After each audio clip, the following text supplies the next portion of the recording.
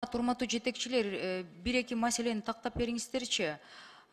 Экинчи беренеде, экинчи глава, 6 берене, 2 пункт ошондо Кыргыз Республикасынын президенти экстремисттик ишке каршы аракеттенүү чөйрөсүндөгү аткаруу бийлигинин органдарын ишин башкарат жана жетектейт. Бул жаңы функция кошулуп атабы же бул тактап атасыздарбы? Түшүндүрүп бересиздерби? Саламатсыздар, Эльвира Жоралбековна. Кыргыз Республикасынын президенти бизди аткаруу бийлигинин башында турат. Микрофон жакыныраак алыңызчы. Кыргыз Республикасынын президенти бизди аткаруу бийлигинин башында турат. Башында турган үчүн ал жетектейт жана багытын алып барат. Бул кошумча жазылып атат, Жаңы кошулуп атабы же бул буга чейинки беренеби? Бул жаңы кошулуп атат. Эмнеге мындай кошуп атасыздар? Буга чейин ки президенттер жетекчи мындай башкарчу эмеспи?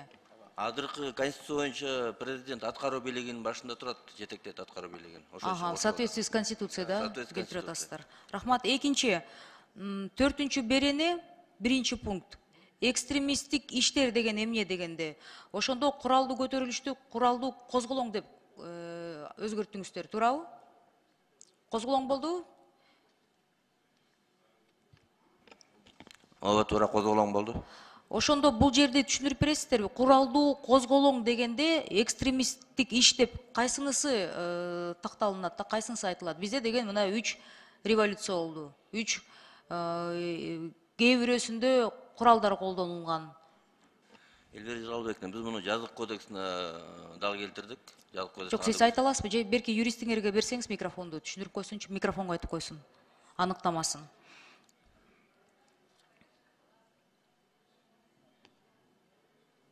Даярданып келдиңиздер беле? Бул абдан оочулдуу беренелер. Урматтуу Эльвира Жоралбековна, бөлүм башчысы милиция полковник Осмонов Самат. Бул жерде 4 берене экстремисттик иш деп биз так жазык кодексинде белгиленген беренелердин баардыгын киргизгенбиз.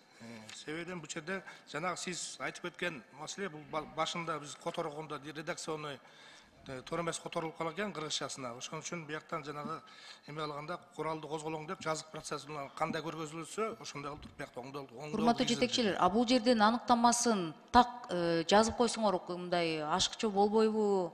Жакшы болмок деген сөз да? Аныктамасы жазык кодексинде көргөзүлгөн. А бул жерге кошулса болбойбу? Бул эми кодекске багы бирин дублировать этип калат, ошол себептен болбойт. Мен ойлойм, бул жерде мен гана эмес, көп эле адамдар бул мыйзамды окуса, суроолорду беришет да. Андан тышкары эми бул логикалык суроо да. Расалык, этностук, улуттук, диний же региондор аралык касташуу, кечиресиздер, майда мен жазылып калыптыр. Касташууну козотуу. Ушуну региондор аралык касташуу боюнча так маалымат берип коесузбу? Так аныктаманы берип коесуздарбы?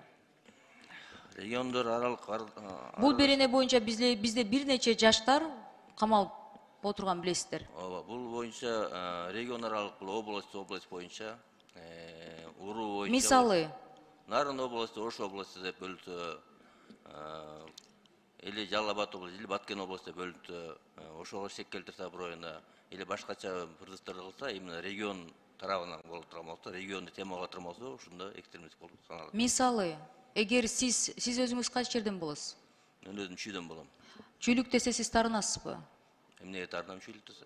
Шек келтирилеби? Кандайча шек келтирилет? Именно ошол аталышы боюнча. Мен ошол жагын түшүнбөй атам да. Аталышы боюнча деген жокмун. Эгерде ошо регион тарабын колдонуп басмырласа, адам ушу регион тараптан ушу адамдын бир жактын кемчилиги бар или кемсиздесе, башка. Кайсы региондордо бизде кемчиликтер бар?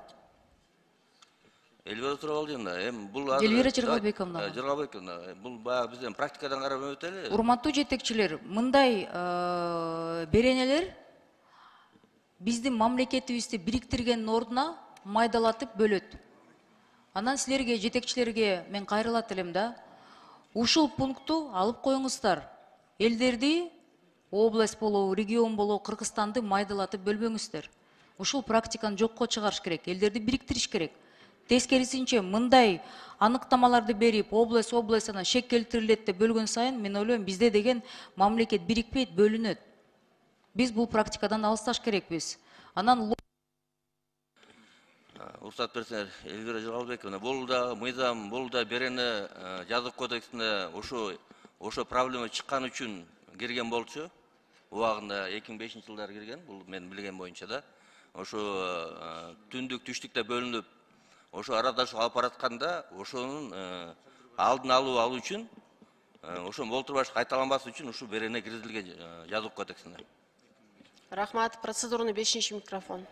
мен дагы бир жолу кайталап кетем. Мен ойлойм, коллегаларым дагы мындай логикалык жактан рационалдуу түшүргөн, акыл эси ордунда адамдар деген мамлекеттин ичинде бөлүнбөш керек, бириктириш керек деген кошулам.